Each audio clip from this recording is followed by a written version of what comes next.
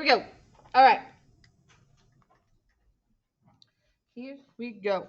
If I have a function f of x equals 1 over x, do I have a vertical asymptote? If I have the function 1 over x, do I have a vertical asymptote? Yes. Where's it at? 1. Say your denominator equal to 0. So where's my vertical asymptote at? 0. Okay. So if I take this, as x goes to infinity, so that means x is getting really, really big, right? Yes? As x is getting really, really large, what is the y value looking like? It's getting really, really small, and it's getting close to what? It's getting close to 0. So you're going to say the limit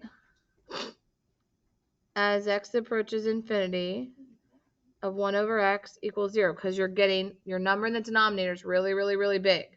1 divided by anything that's really, really, really, really, really big is getting close to 0. How do we know that? Because I'm having x get to a really big number. Right? Yep. Yes. What about if it's negative? It's still going to be 0. Because it's just going to be 0. It's just a big 1 divided by a really big negative number, which is getting close to 0. So your limit as x approaches negative infinity of 1 over x is also 0. Now, here's the deal. If these limits are the same, so if your limit as you approach positive infinity and your limit as you approach negative infinity of the function, if those are the same, this means you have a vertical asymptote. And your vertical asymptote is at whatever your limit is at. Make sense? Wait, why does it mean that we have a vertical asymptote? Huh? Why? Because your limit, as you're approaching positive infinity and negative infinity, if those limits of the function are exactly the same, it means you have to have a vertical asymptote because it's going up or it's going whatever. It's going approaching 0. So the vertical. Oh, sorry, not vertical. Why am I thinking vertical? I meant horizontal. Not vertical, because you're approaching infinity and non-infinity. That's my fault. Whatever the limit is, that's what the. As long as the limit's the same. It's horizontal asymptote. Not vertical. I'm sorry. Not vertical. Horizontal. Brain So fart. if the limits are the same. If the limits are the same as you approach positive and negative infinity of your function, you have a horizontal asymptote at that value. So, like, for example, here, this one. My function is f of x equals 2 plus 1 over x. That's my function. So I need to find the limit as x approaches infinity of f of x.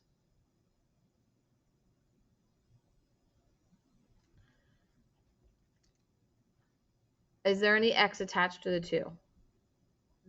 No. So that's not going to infinity. That's just going to stay at 2. Okay? If I'm going to infinity, is this x value going to be really big or really small? Really big. 1 over something that's really big is getting close to what? 0. So 2 plus 0 is what? 2. Right? Because it's getting closer and closer to 0. Well, what's my limit as x approaches negative infinity of the same function? Now be careful. 1 divided by something that's really big and negative. What's it still getting really, really, really close to? 0. 2 plus 0 is still 2. Are the limits the same? So do I have a horizontal asymptote? You're not dividing by 0.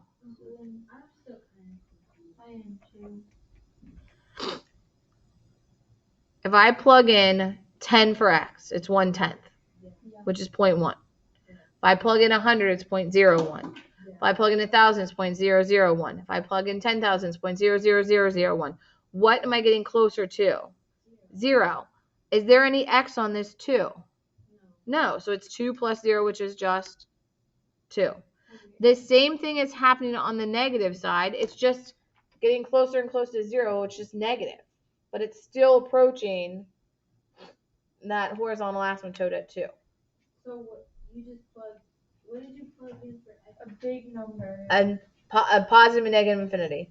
Because you're saying as x approaches infinity, as x approaches negative infinity. So x is basically infinity. Yeah, big number. Okay. We need to determine if there's any horizontal asymptotes for this one. So here's my function. My limit as x approaches infinity of f of x. This is where I would kind of possibly maybe put your pencil down and listen to what I'm saying right here. Everybody have that written down? I'm going to plug infinity up here. Yes? I'm just going to plug in infinity. Okay? If I plug infinity in for this x and square it, it's super large. Agree? Does adding 1 do anything to it really? No. So this is kind of like saying x divided by the square root of x squared. If you plug in infinity, does that make sense? What happens when you take the square root of x squared? It's just x. So this is now x divided by x. Now listen, don't write anything down yet because you really got to listen. If I plug infinity on the top and I plug infinity on the bottom, what happens? It's 1. So my limit is 1. I would just listen before you start writing stuff down. Yeah, honestly. It's not a guessing game.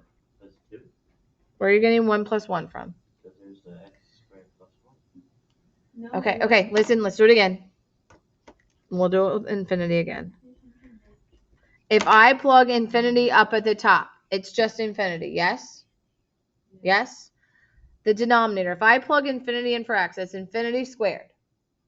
If I add 1, am I changing that number at all?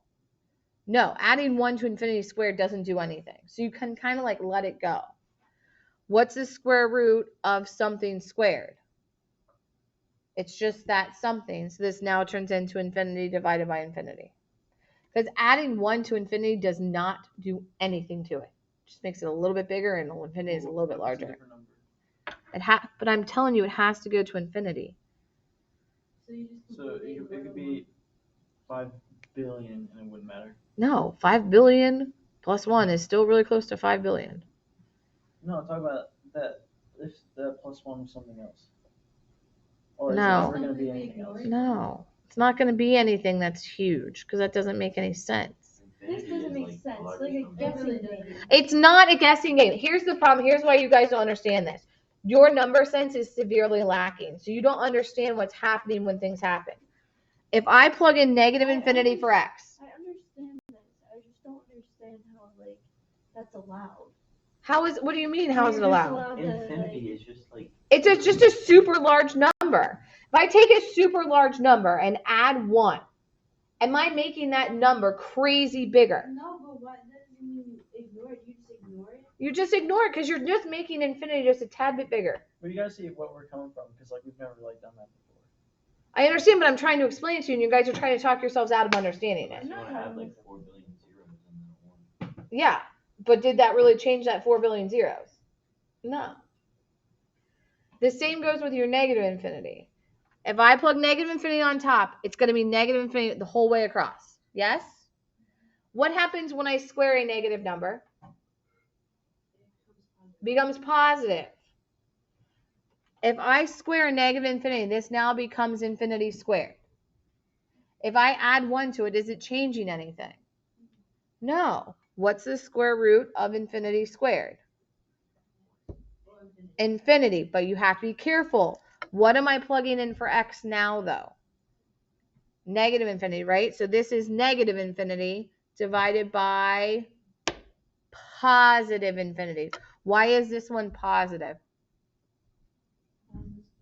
Because you squared it, and then you took the square root of it. So for this one, it's negative infinity divided by infinity, which is what? So it wouldn't just be negative 1? Yeah. Oh. It would just be negative 1 because the infinities are going to cancel. So what's left over? That negative sign. How many horizontal asymptotes do I have? 2. Where are your horizontal asymptotes? At y equals 1 and y equals -1. This is like weird. It's because you guys haven't done this before. You guys have just been said, hey, here's how you find a horizontal asymptote. But this is the reason that's a horizontal asymptote, is because the calculus behind it is why you could do it in Algebra 2. And they don't teach you the calculus because some people in Algebra 2 can't handle the calculus. Okay? All right. This one.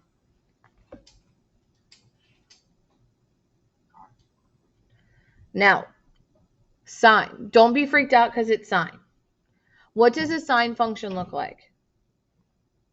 Right? Right? Just goes on like a sine wave.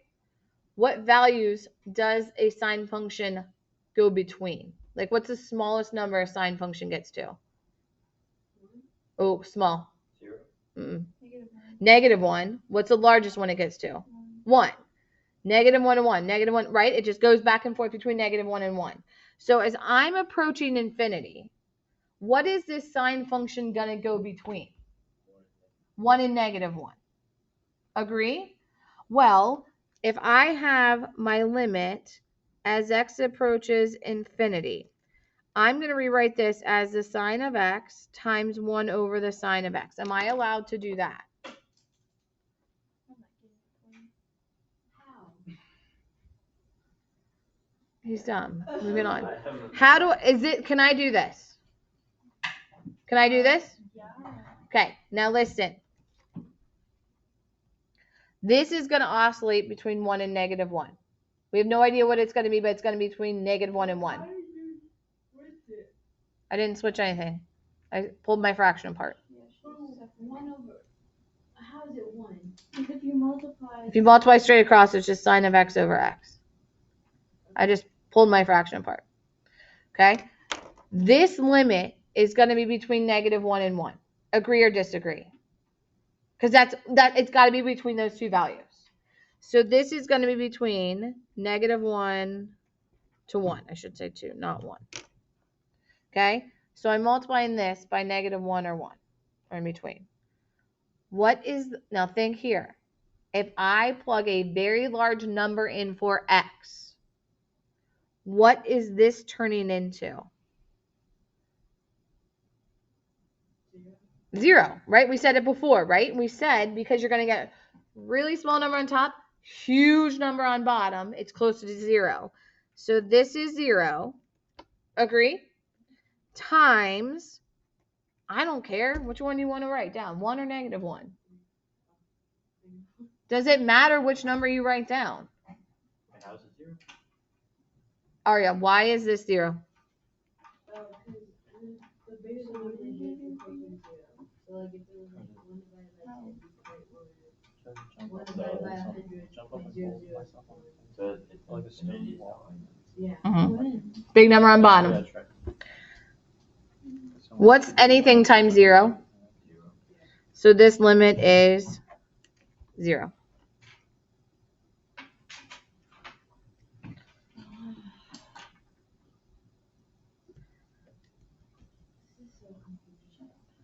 This one. Are we separating it yet? Mm-hmm. I just don't understand what we're looking for. You're trying to find a limit. You're trying to find, as your value approaches positive or negative infinity, what is your y value? You guys, I don't think you actually understand the concept of what a limit is. A limit is a y value. You're trying to find, as you're approaching x values on your graph or on your table, what's your y value getting closer to? It's the limits, what you're approaching. What you're approaching.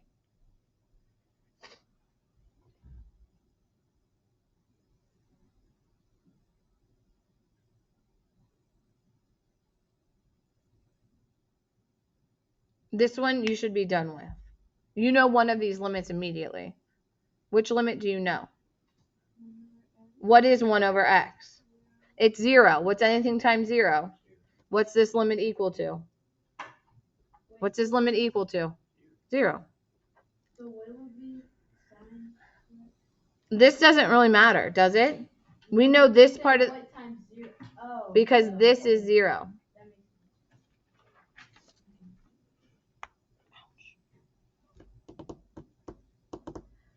Okay? All right, lots of properties. We're going to use them. The more I want to show you how to use them rather than going over them. First one's right here. How many terms do you have on top? How many terms do you have on the bottom? So whenever you have more than one term on the top and one on the bottom, separate your fraction. So this separates, so I'm going to write the limit as x approaches positive and or negative infinity. Now when I separate them, this becomes 5 over x divided by x plus the sine of x over x. This is what we did. We've done this before. We've separated fractions before. They have to, the denominator has to go on both. Okay. Just look. Do you see anything? Wouldn't the sine x over x be 0? Huh? Wouldn't the sine x over x be 0? How do you know that? Because in front it was We proved that, right? Okay. So I know this limit is going to be 0. I don't disagree with that one bit. Do you notice anything else? Wait, why is it 0? Because we proved it on the other side. It's right here. My limit as I approach infinity of sine of x over x was 0. Wouldn't 5x be 0 too? Can you divide by 0? No. So because it's in x over x 0. So Wouldn't why? that be 5 times 1 over 0? Which one are you asking about? Sine of x over x? Yes. We proved over here that the limit as x approaches infinity of sine of x over x was 0. We proved it. So because there is an x in the denominator and sine in the numerator is 0. Yeah, because you proved it. You've proven that. So how would that one not be it?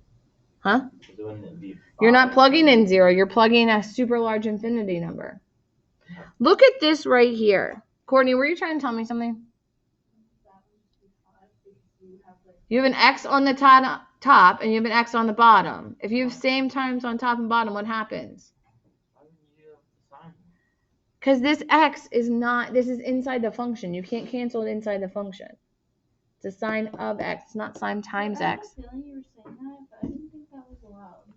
Why not? Because isn't the x like attached to the 5? Isn't it 5 times something? Can't you cancel over multiplication? But isn't it sine times x? No. It's sine of x, not sine times x. You can't just write sine without having anything in it. Sine is a function, so you have to have a variable in it. So this looks like this. The limit as x approaches positive or negative infinity. The x's cancel here, right? So what's left over right up here? 5 plus the limit as x approaches positive or negative infinity of sine of x over x. So write that down, then I want to explain something.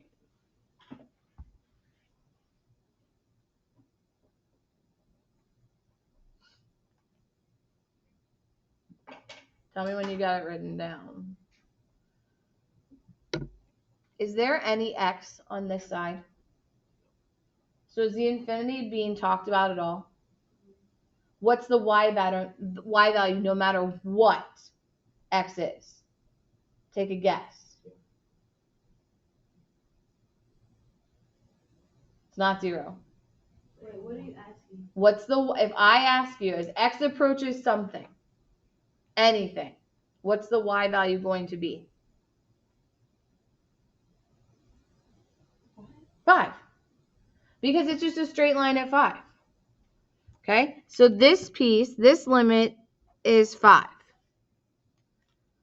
What do we know? Tyler just told me. Tyler, what's this limit? That's 0. What's 5 plus 0?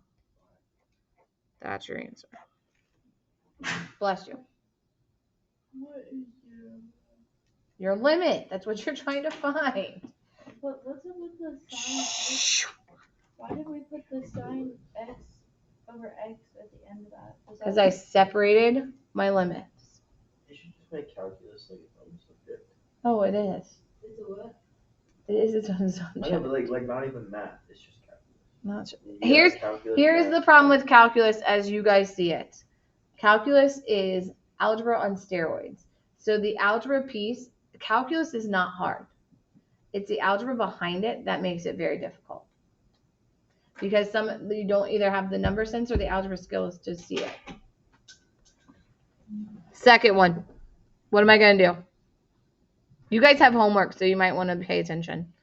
Miss Cook was talking about You separate. Good luck.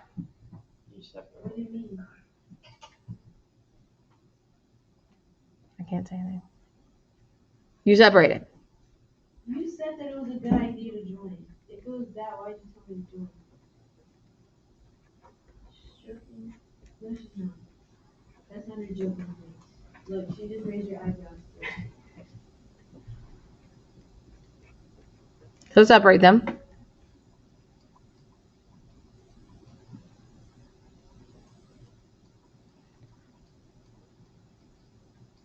Oh, this should be over x, not 6. Sorry.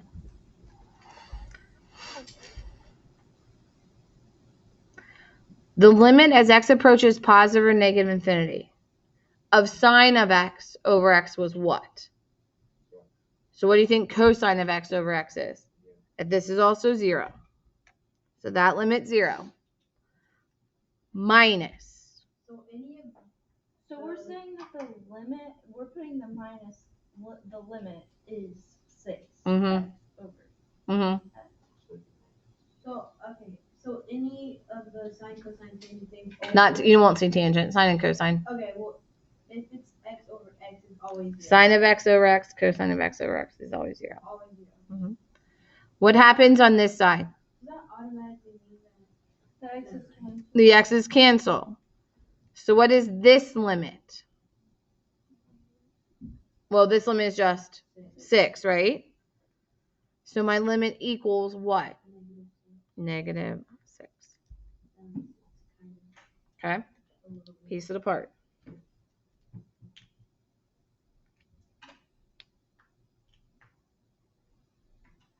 So then what's the top? We haven't gotten to that yet. These, and just it's telling you can pull them apart. That's all it is. Okay, let's do